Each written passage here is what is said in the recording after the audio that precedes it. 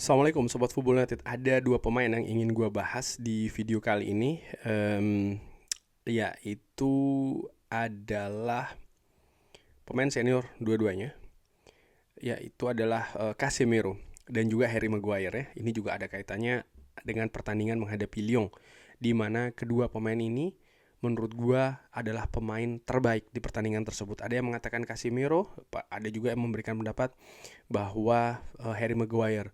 Menurut gue dua-duanya ini menjadi pilar utama di pertandingan tersebut dengan mungkin rating juga tertinggi ya jika dibandingkan dengan pemain-pemain lain. Casemiro fantastis ketika menghadapi Lyon, dia menciptakan 2 assist bahkan ya, dan juga 1 penalti. Harry Maguire mencetak gol kemenangan dan juga kontribusi dalam hal pertahanan ini sangat-sangat luar biasa menurut gue Harry Maguire. Nah, gue ingin ke Casemiro dulu ya. Casemiro semenjak musim lalu mengalami kesulitan menurut gue di Manchester United. Salah satu faktornya menurut gue adanya situasi fisik ya, artinya dia banyak cedera. Lalu faktor kedua adanya perubahan formasi pada saat itu, gaya bermain, sistem bermain juga demikian. Salah satunya formasi itu tadi.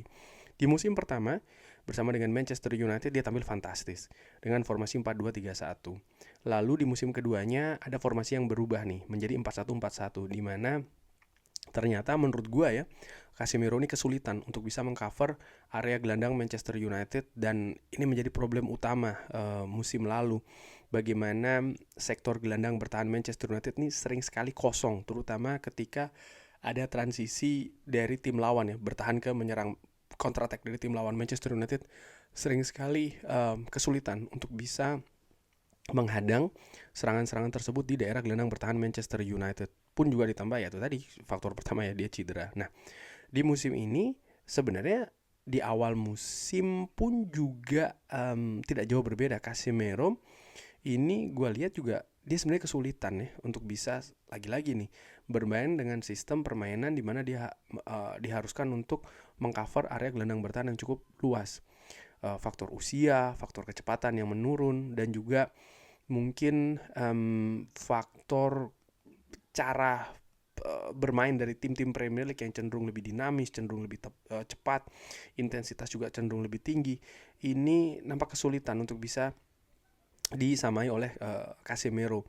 Pun juga dia memiliki masih beberapa masalah cedera. Nah, di musim dingin kemarin Casemiro sempat dikatakan atau diberitakan ya ada kemungkinan dia akan cabut dari Manchester United. Sebenarnya sebelum musim dingin, musim panas tahun kemarin pun juga nama Casemiro ini beredar. Ada tim dari Saudi yang dikabarkan berminat, tapi tidak pernah ada berita konkret terkait dengan Casemiro ini. Dan menurut gue salah satu pemberitaan ini bisa jadi juga karena kesempatan dari Casemiro yang tidak cukup banyak ya untuk bermain bersama dengan Manchester United, juga kualitas permainan dari Casemiro itu sendiri. Di tangan Ruben Amorim, Casemiro sempat diberi kesempatan di pertandingan-pertandingan awal, tapi kesulitan untuk bisa bermain dengan intensitas yang diinginkan oleh Ruben Amorim membuat Casemiro ini akhirnya tersingkir ke bangku cadangan. Bahkan beberapa pertandingan dia tidak dimainkan ya, hanya duduk di bangku cadangan. Padahal Casemiro merupakan pemain dengan gaji tertinggi saat ini di Manchester United. Jadi ada anomali di sana. Namun demikian, menurut catatan gua sebelum pertandingan menghadapi Olympique Lyon ya, dari pertengahan Februari Casemiro ini penampilannya cenderung meningkat. Dari rating misalnya yang diberikan oleh SofaScore pun juga ya yang gua saksikan di atas lapangan. Lalu juga kontribusi-kontribusi berupa atribut-atribut permainan ya, mesti semisal clearance, duel, tackling, Casemiro mengalami perbaikan.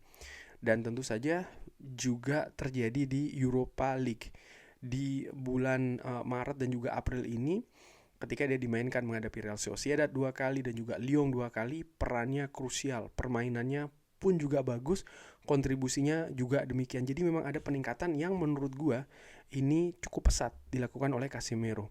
Bahkan menurut SofaScore saat ini rating dari Casemiro untuk Manchester United ya di kompetisi Europa League ini ada di tempat kedua setelah Bruno Fernandes.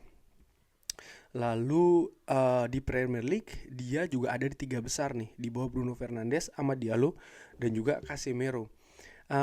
Tackling dari Casemiro ini juga yang tertinggi di Manchester United, tackling rata-rata per pertandingan. Jadi menurut gua memang peran dia ini ternyata semakin meningkat di Manchester United. Pertanyaannya, apakah ini bisa bangkit?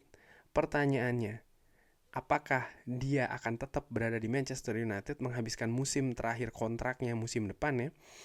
Gua uh, menilai kemungkinan itu bisa saja terjadi. Gua menilai ada solusi mungkin ya yang diberikan oleh tim kepelatihan Manchester United yang dipimpin oleh Ruben Amorim kepada Casemiro ya, permainan Casemiro, dan ini sejauh ini berhasil menurut gua. Baik itu berupa pengaturan menit bermain maupun cara bermain, penempatan posisi, dan lain-lain. Casemiro bisa mengeluarkan atribut-atribut yang beberapa musim sebelumnya, artinya musim lalu dan juga awal musim ini, tidak terlihat secara bagus di Manchester United. Kepercayaan diri dari Casemiro pun juga gue lihat tumbuh. Lalu juga dia nampak happy ya bermain di atas lapangan, pemain senior ini, sehingga gue saat ini justru menempatkan Casemiro ya menjadi salah satu pilar di lini tengah Manchester United. Ini agak sedikit anomali juga karena di awal musim dia bukan pilihan utama sama sekali.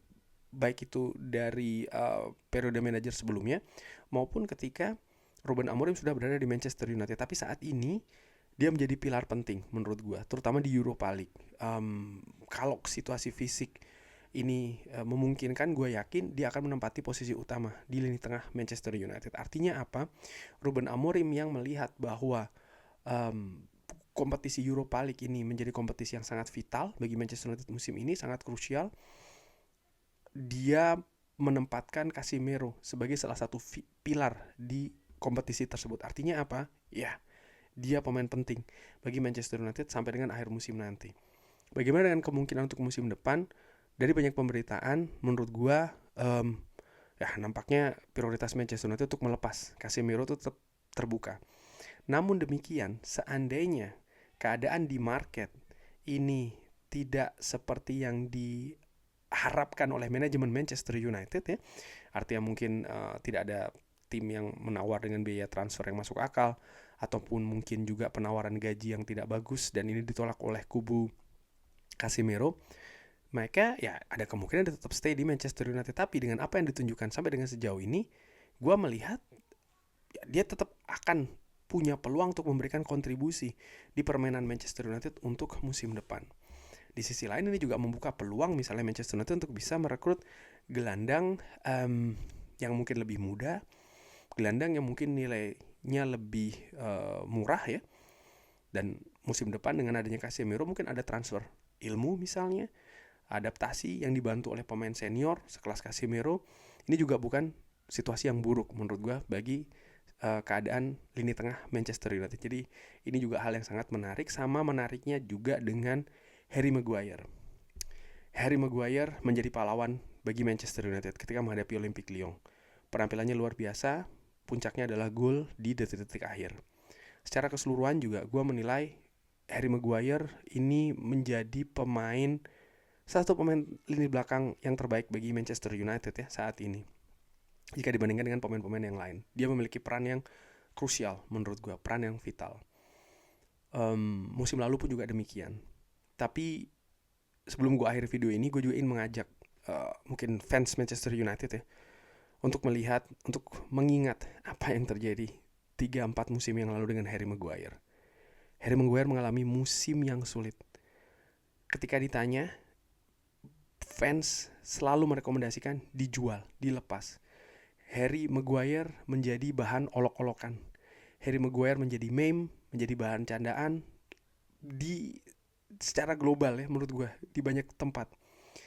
Dan ini sebenarnya apa yang saat ini terjadi dengan Harry Maguire, ini kalau menurut gue ini hal yang fantastis. Bagaimana mungkin dia ini bisa dari situasi terjerembab ya dalam keadaan kesulitan yang cukup tinggi, justru bisa membalikkan keadaan. Ya, kita bisa berbicara terkait dengan motivasi, kerja keras, dan lain-lain. Tapi kita juga bisa menanyakan diri kita sendiri juga ya. Ada di mana posisi kita ketika serangan-serangan, ejekan-ejekan, hinaan-hinaan, kritikan-kritikan yang terlalu berlebihan untuk Harry Maguire 3-4 musim yang lalu. Ada di mana kita? Ya kita bisa katakan sekarang, ya dia memiliki mental yang kuat dan lain-lain. Pertanyaan selanjutnya adalah, apakah kita akan ulangi hal-hal seperti itu untuk pemain-pemain lain Manchester United? Gue selalu tekankan, kalau pemain Manchester United, siapapun itu ya, tetap komit ingin berjuang di klub ini, tidak ada konsentrasi yang terpecah, tidak ada hal-hal yang terlalu berlebihan di luar lapangan, gue selalu berikan dukungan 110%.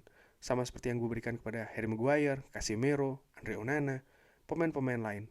Karena menurut gue, ya namanya pemain sepak bola tentu saja ada dinamika naik dan turunnya.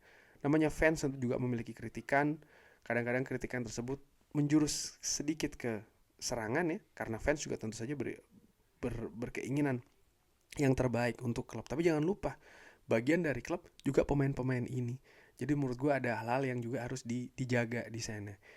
Ya menurut gue apa yang terjadi dengan Casemiro dan juga Harry Maguire ya, ini merupakan contoh ketika pemain Manchester United atau pemain itu bermain di Manchester United sering sekali bukan hanya terkait dengan teknis, bukan hanya kemampuan secara individu saja, tapi juga bagaimana bisa tahan terhadap serangan-serangan, terhadap kritik-kritikan ya, bisa bangkit di keterpurukan. Karena tidak mungkin pemain sepak bola terutama di Manchester United karirnya lurus-lurus saja nih, baik-baik saja, nanjak-nanjak terus, tidak.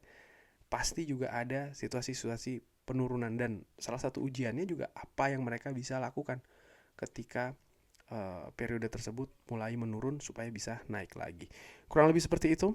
Harry Maguire sendiri disebutkan oleh Ruben Amorim akan diaktifkan ya, perpanjangan kontrak 1 tahun lagi. Bagaimana menurut Sobat Football United? Seperti biasa silahkan drop di kolom komen. Terima kasih sudah menyaksikan. Jangan lupa like, share, dan juga subscribe. Wassalamualaikum warahmatullahi wabarakatuh. Thank you.